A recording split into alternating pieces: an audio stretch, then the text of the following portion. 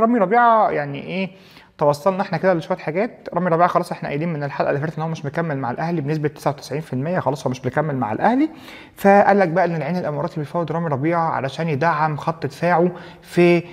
كاس العالم للانديه. الجدير بالذكر يا جماعه ان العين الاماراتي مجموعته فيها السيتي ويوفنتوس والوداد، فهم جايبين رامي ربيعه عشان يدعم بقى خط الدفاع بتاعهم قدام السيتي والوداد ويوفنتوس. بس في كلا الحالات رامي ربيعه من وجهه نظري مدافع اوفر ريتد جدا، ومدافع مش محبوب لدى جمهور الاهلي، واظن واضح قوي قوي قوي قوي كم الكومنتس اللي بتيجي على حته ان رامي ربيعه لازم يمشي، وان رامي ربيعه يا باشا يمشي في مع الف سلامه، ومش انت المدافع يعني اللي الاهلي هيزعل عليك ولا جمهور الاهلي هيزعل عليك، لان انت قبل كده طلعت مع كابتن شوبير وقلت يا عم لو انت بتتضايق مع من طريقه لعبي او شايف ان انا ما بعرفش العب ما تشجعش الاهلي. فبرضه يعني